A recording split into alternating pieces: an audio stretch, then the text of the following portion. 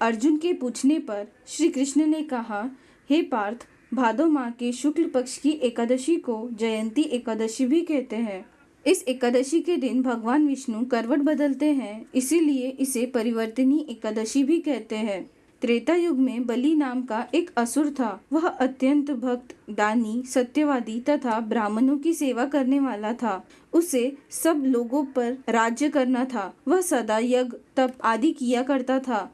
अपनी इसी भक्ति के प्रभाव से वह स्वर्ग में देवेंद्र के स्थान पर राज्य करने लगा। देवराज इंद्र तथा अन्य देवताओं इस बात से चिंतित हुए और भगवान श्री हरि के पास जाकर प्रार्थना करने लगे। मैंने वामन रूप धारण करके राजा बलि से याचना की, हे राजन, तुम मुझे 3 पग भूमि दान दो, इससे तुम्हें 3 लोक के दान का फल मिलेगा। राजा बलि ने इस छोटी सी याचना को स्वीकार कर लिया और भूमि देने को तैयार हो गया। जब उसने मुझे वचन दे दिया, तब मैंने अपना आकार बढ़ाया और भूलोक में पैर, भुवन लोक में जंघा, स्वर्ग लोक में कमर, महलोक में पेट, जनलोक में हृदय, तप लोक में कंठ और सत्य लोक में मुख रखकर अपने शीश को ऊंचा उठा लिया। उस समय सूर्य, नक्षत्र, इंद्र तथा अन्य देवता मेरी स्तुति करने लगे। जब मैंने राजा बलि से पूछा कि हे राजन, अब मैं तीसरा पग कहाँ रखूं? इतना सुनकर राजा बलि ने अपना शीश नीचे कर लिया। तब मैंने अपना तीसरा पग उसके शीश पर रख दिया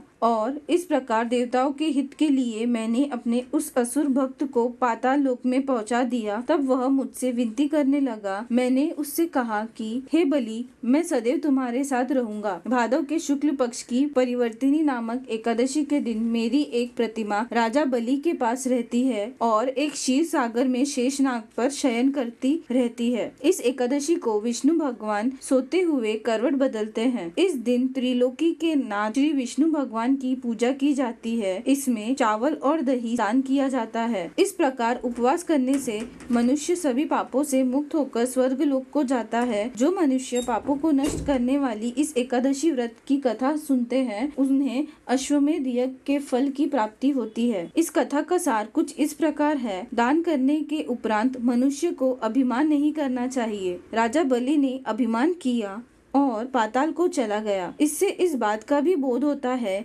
कि अति हर कार्य की बुरी होती है। धन्यवाद।